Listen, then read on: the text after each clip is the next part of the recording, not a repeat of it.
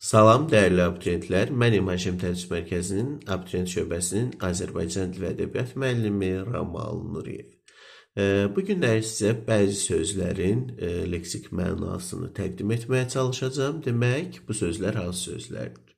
Adətən abituriyentlərimiz bu sözlərin yazılışını, tələffüzünü, eyni zamanda leksik mənasını qarışdırırlar. Birinci sözümüz kompaniya sözüdür. Baxın, kompaniya sözü də dilimizdə mövcuddur. Eyni zamanda kampaniya sözü də dilimizdə mövcuddur. Qeyd edim ki, M samiti ilə yazılır kompaniya, kampaniya hər ikisi və hər ikisinin tələffüzü kampaniyadır. O sayt ilə yazılıb A kimi tələffüz olunan kompaniya sözünün mənası səhmdarların sənaye birliyi deməkdir.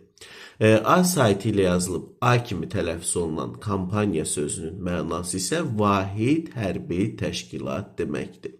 Demək, növbəti sözlərimiz isə adətən bu iki sözü də abituriyentlərimiz qarışdırır. Bir nigah sözüdür, bir də nikah sözləridir.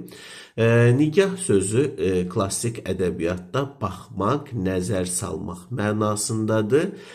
Nikah sözü də əslində fars dilimizə daxil olub və bu sözdə kökə ilə baxmaq, nəzər salmaqdır. Amma hal-hazırda dilimizdə bu sözün leksik mənası demək, evlənmək, qanuni şəkildə ailə həyatı qurmaq və o rəsmi müqaviləni imzalamaq deməkdir. Bir də dostlar, son olaraq qantarğı sözü haqqında sizə məlumat vermək istəyirəm. Qantarğı atın ağzına keçirilən cilov mənasındadır. Atı müxtəlif istiqamətlərə yönləndirmək üçün istifadə olunur. Belə.